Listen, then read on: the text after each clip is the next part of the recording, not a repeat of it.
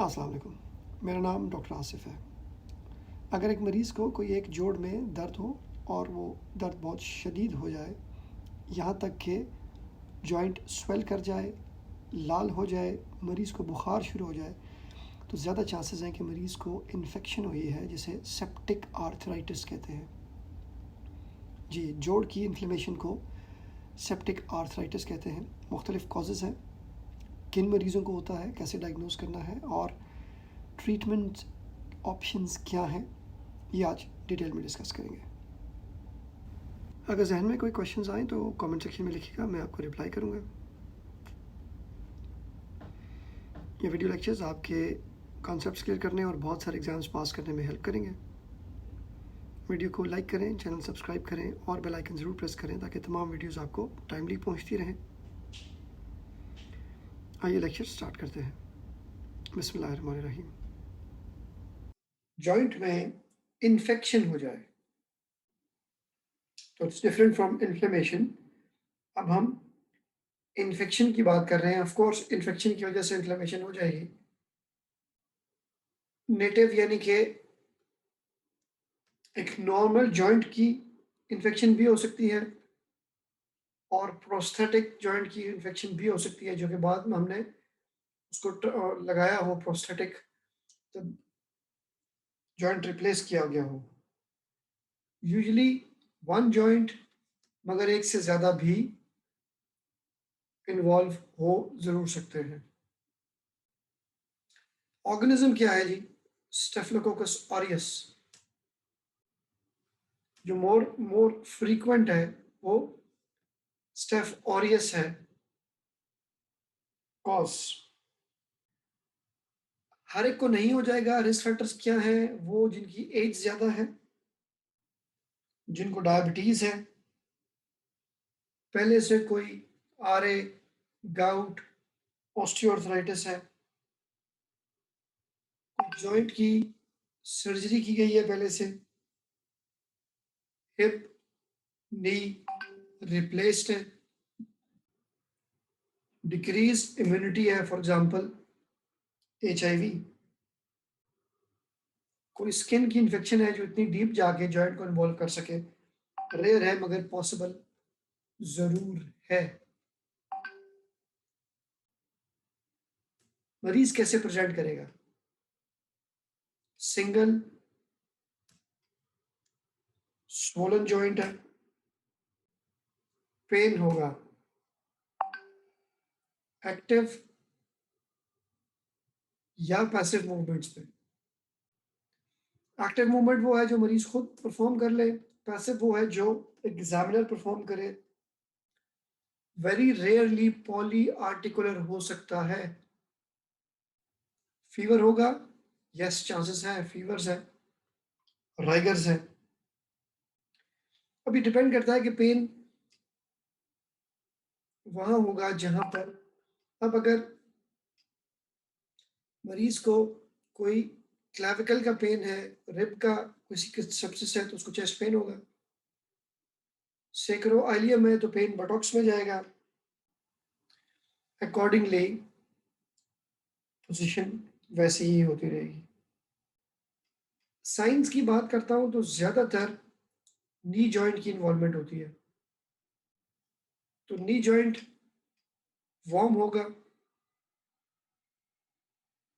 Swollen होगा, tender होगा, हमें एफ्यूजन फील हो जाएगी। Let's do some investigations. Infection के लिए हम फुल ब्लड काउंट करा लेंगे। हम CRP ESR करा लेंगे, रेज मिलेगा, इसमें व्हाइट सेल काउंट रेज मिलेगा शोइंग इन्फेक्शन। इंपॉर्टेंट क्या है? साइनोवियल फ्लूइड को एग्जामिन करें। यहाँ जो फ्लूइड है उसको एग्जामिन करें ताकि हमें ये पता चले कि व्हाट इज गोइंग ऑन। हम उसमें white cell count, gram staining, crystals और कल्चर्स कराना चाहेंगे। सिर्फ वाइट सेल काउंट से हम 100% डायग्नोज नहीं कर पाएंगे, इसलिए हम कल्चर भी करा लेते हैं, मगर तब तक हम क्या करेंगे, ट्रीटमेंट स्टार्ट कर देंगे। मगर यहाँ देखिएगा कि हमने फ्लूइड की बात की है, हम साइनोवियल टिश्यू को भी टेस्ट कर सकते हैं, मतलब उसकी बायोप्सी ले लें और इस टिश्यू का कल्चर करा लें, यह ज़्यादा रिलायबल हो जाएगा, स्पेशली अगर हम ट्यूबरकुलोसिस। देखो कराने को तो हम ब्लड कल्चर्स भी करा लेंगे, मगर कम चांसेस हैं कि इन्फेक्शन ब्लड में मौजूद हो। एक खास इन्फेक्शन है, उसे कहते हैं गोनोकोकल इन्फेक्शन। गोनोकोकस है जो कि एक सेक्सुअली ट्रांसमिटेड इन्फेक्शन है। अगर हम ये शक है कि हमें गोनोकोकल आर्थराइटिस है, तो हम रेक्टल फीमेल्स में सर्वाइकल यूरेथ्रल स्वाब्स करा सकते हैं, क्योंकि सेक्सुअल ट्रांसमिटेड इन्फेक्शन इन जगहों पर मिल सकती है डिपेंडिंग ऑन किस तरह का सेक्सुअल पार्टनर है। मेल विद मेल हो तो हमें रेक्टल मिल सकती है, सर्वाइकल फीमेल्स में यूरेथ्रल, मेल्स फीमेल्स दोनों में हमें वहां पर स्वाब करा लेने से वी कैन फाइंड गोनोकोकस। और हम पीसीआर करवा सकते हैं। बहुत सी और कंडीशंस हैं, जैसा कि लाइम्स डिजीज है, इसमें अर्थराइटिस हो जाता है, ये पोरेलिया बर्ग डॉर फेरी ऑर्गेनिज्म है, उसकी वजह से हो सकता है। क्लेमिडिया की वजह से, ये एक और एसटीआई है, की वजह से भी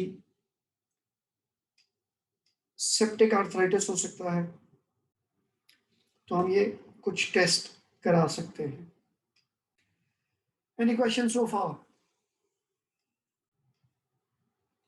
जॉइंट्स की वो है डिजीज है, तो हम एक्सरे कराने की कोशिश करते हैं, मगर सेप्टिक के लिए लिमिटेड वैल्यू है, सिंपल एक्सरेज की बहुत ज़्यादा बेनिफिशियल नहीं है। जॉइंट स्पेस हमें थोड़ी नैरो मिल सकती है, कार्टिलेज अगर डिस्ट्रक्शन हो जाए तो। अल्ट्रासाउंड बेहतर है, मगर ज़्यादा अच्छे सीटीआई सीटी स्कैन और एमआरआई है। बहुत डायग्नोस्टिकली प्रॉब्लम हो तो टेक्नीशियन स्कैन करा सकते हैं। टेक्नीशियन स्कैन या वाइट सेल स्कैन क्या चीज़ होती है? हम खास किस्म के white cells, radio active white cells inject करते हैं, वो इन्फ्लेमेशन वाली जगह पर जाकर इकट्ठे हो जाते हैं, इसे कहते हैं टेक्नीशियन स्कैन या रेडियो न्यूक्लियोइड स्कैन।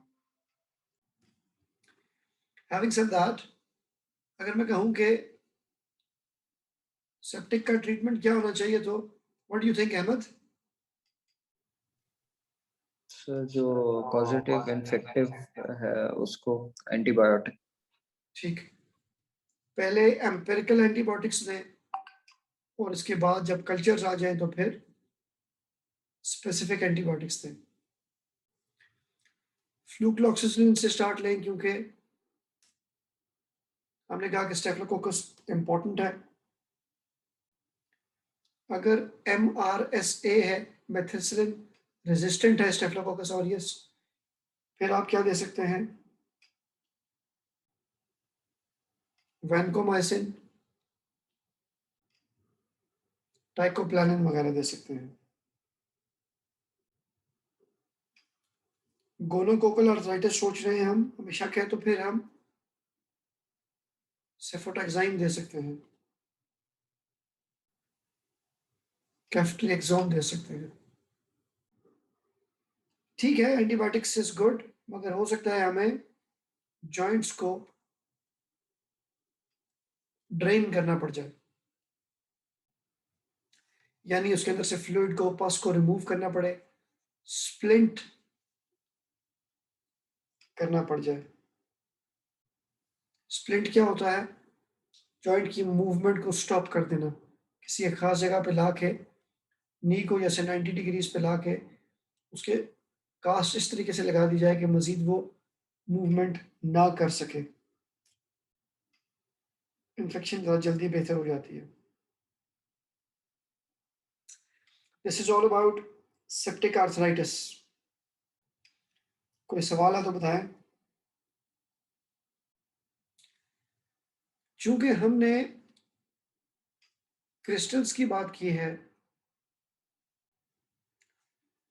तो कैल्शियम पायरोफॉस्फेट की अगर डिपोजिशन हो कार्टिलेज के अंदर, तो इसे कहते हैं सूडोगाउट। इसका मतलब है कि गाउट में यूरिक एसिड क्रिस्टल्स थे, यहाँ पर कैल्शियम पायरोफॉस्फेट के क्रिस्टल्स हैं। ये नेगेटिव बायर फ्रिंजेंट है, ये पॉजिटिव बायर फ्रिंजेंट है। बायर फ्रिंजेंस क्या होती है? पोलराइज लाइट में अगर इनको देखा जाए तो ये नेगेटिव फ्रिंजेंस करते हैं और ये पॉजिटिव फ्रिंजेंस करते हैं। ये इंपॉर्टेंट फर्क है दोनों में। डिपोजिशन तो हो रही है, इसलिए इन्फ्लेमेशन होगी। कौन से लोगों में CPPD देखा जाएगा? वो लोग जो डिहाइड्रेटेड है, पैराथायरॉइड ज्यादा हुआ है, या थायराइड कम है, स्टेरॉइड्स बहुत अरसे से ले रहे हैं।